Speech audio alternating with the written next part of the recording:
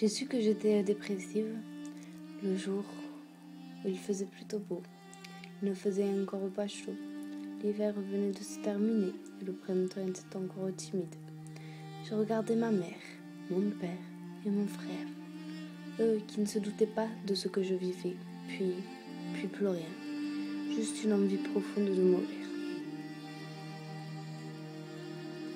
Moi, Jane Bradley, jeune fille de 17 ans, yeux verts, assez grande, mince, avec des taches de rousseur, toujours habillée avec un jean trop grand au niveau des cuisses et un t-shirt simple mais chic, voulait mourir.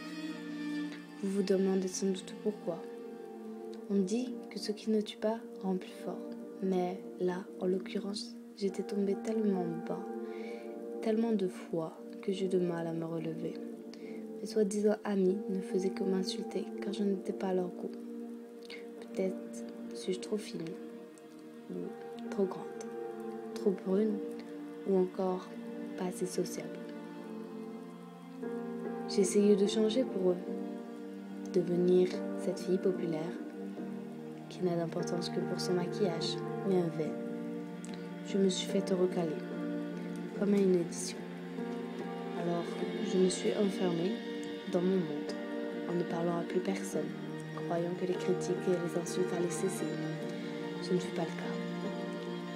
Alors, j'ai trouvé une solution stupide certes, mais tellement efficace.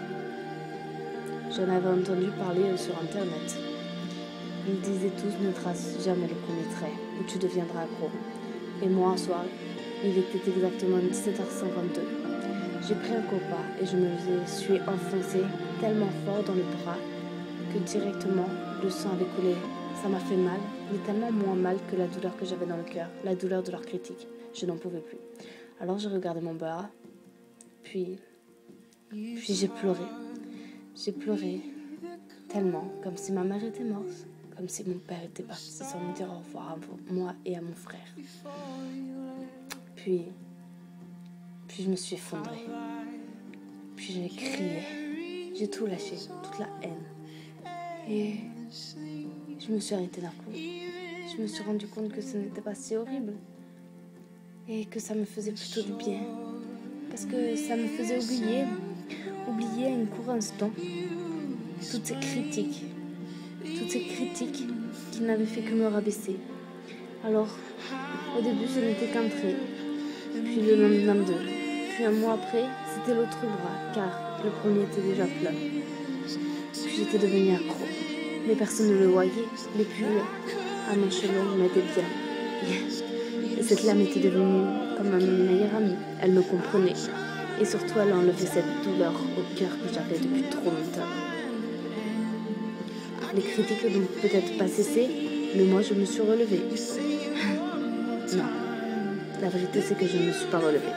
Je suis tombée encore plus bas.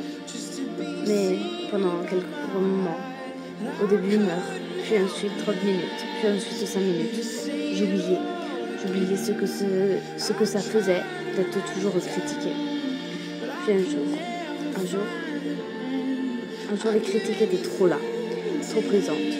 Alors j'ai étendu mes ailes vers le ciel et je suis partie. Et maintenant, les critiques ne se font plus. Vont-ils recommencer? Cela leur a-t-il servi de leçon? Je ne le saurai peut-être jamais. Mais si toi aussi, tu critiques que quelqu'un en vain et pour rien, arrête tout de suite. Ne fais jamais aux autres ce que tu n'aimerais pas qu'on te fasse.